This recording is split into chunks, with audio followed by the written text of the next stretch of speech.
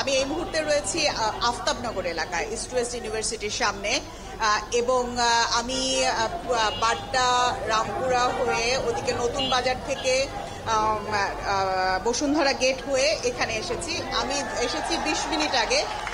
তখন কিন্তু রাস্তার পরিস্থিতি যথেষ্ট ভালো ছিল।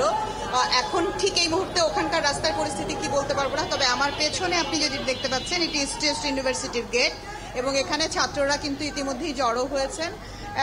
তারা নিজেদের এখানে স্লোগান দিচ্ছেন, এবং স্লোগানের পর তারা নিজেরা যেটি বলছিলেন যে আপনাদের মধ্যে যারা কথা বলতে চান তারা এখানে এসে কথা বলতে পারেন। এখন সাধারণ ছাত্র যারা এই মুভমেন্টে জয়েন করেছেন তারা সকলেই কিন্তু নিজেদের মতো করে এসে তাদের বক্তব্য তুলে ধরছেন।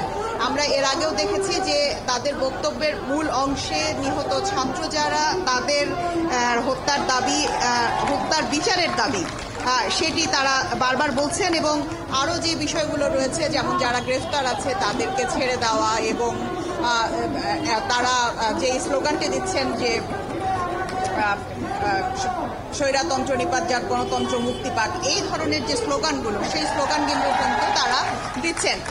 এবং এখানে আমি যদি হিসাব করি আশেপাশে মিলিয়ে 2 থেকে 250 ছাত্র ইতিমধ্যে জমায়েত হয়েছেন। সংখ্যাটা ক্রমান্বয়ে বাড়ছে, এবং এই সংখ্যাটা ক্রমান্বয়ে বাড়তে, এবং এখানে এক সাইডে কিন্তু পুলিশ রয়েছে, রাস্তা যেদিকে ওই পাশে বেশ পুলিশ রয়েছে, 50 থেকে 60 জনের মতো পুলিশকে আমি দেখেছি, যারা ইতিমধ্যেই এখানকার যারা ছাত্র তাদের সাথে কথা বলেছেন, এবং কথা বলে তাদের সাথে তারা আজকের কর্মসূচি কি জানতে চেয়েছেন, এবং ছাত্ররা বলেছেন যে তারা শান্তিপূর্ণ অবস্থান করবেন, এবং এখান থেকে তারা জমায়েত হয়ে ধীরে ধীরে তারা মেন রাস্তার দিকে যাবেন, অর্থাৎ রামপুরা ব্রিজের দিকে যাবেন, এবং কিছুক্ষণের মধ্যেই হয়তো তারা সেটি যাবেন। তবে পুলিশ যেটি বলেছেন যে যদি ঝুমুর, আপনি আফতাবনগরের চিত্র জানাচ্ছিলেন, এবং সেখানে ইস্ট ওয়েস্ট বিশ্ববিদ্যালয়ের ছাত্রছাত্রীদের জমায়েত আমরা দেখতে পাচ্ছি।